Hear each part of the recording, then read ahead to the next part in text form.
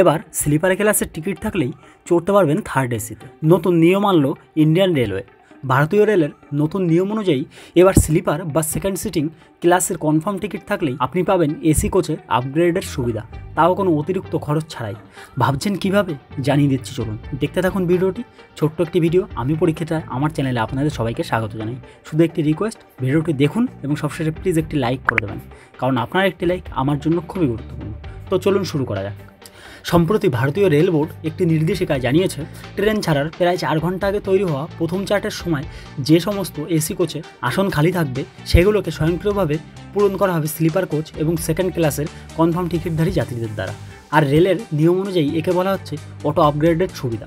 এই নতুন নিয়মের ফলে এসি ক্লাসের কোচগুলির কারেন্ট বুকিংয়ের সুবিধা হয়তো বন্ধ হয়ে যেতে পারে, কারণ অটো আপগ্রেডের ফলে সমস্ত এসি কোচের সিটগুলি ভরে যাবে। তখন শেষ মুহূর্তে বুকিংয়ের জন্য আর কোনো রকম সুযোগ পাওয়া যাবে না হয়তো। তবে স্লিপার বা সেকেন্ড সিটিং ক্লাসের যাত্রীরা আগের মতো কারেন্ট বুকিংয়ের সুবিধা পেতে পারে। এবার দেখে নিন অটো আপগ্রেড কাদের জন্য প্রযোজ্য।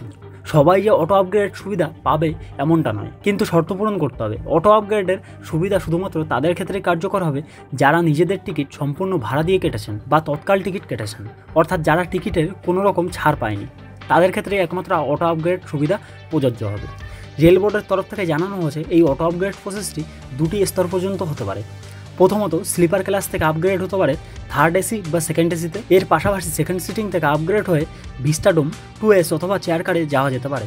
তবে ফার্স্ট এসি বা এক্সিকিউটিভ ক্লাসে আপগ্রেড শুধুমাত্র তার এক স্তর নিচের ক্লাস থেকেই হবে। আর এ বিষয়ে দক্ষিণ রেলওয়ের এক আধিকারিক জানিয়েছেন, সাধারণভাবে আমাদের জন্য এসি কোচ প্রায় সবসময় বুকিং থাকে, তবে কিছু কিছু সময়ে কোনো ট্রেনে এসি কোচ খালি থাকে, আর সেই সময় এই অটো আপগ্রেড ব্যবস্থার মাধ্যমে কিছু কিছু যাত্রীদের সুবিধা দেওয়া যেতে পারে। তো বন্ধুরা, এই বিষয়ে আপনাদের মতামত প্লিজ ভিডিওর কমেন্ট সেকশনে অবশ্যই কমেন্ট করে জানাবেন। আর ভিডিওটি ভালো লাগলে প্লিজ একটি লাইক করবেন, কারণ আপনার একটি লাইক আমার জন্য খুবই গুরুত্বপূর্ণ।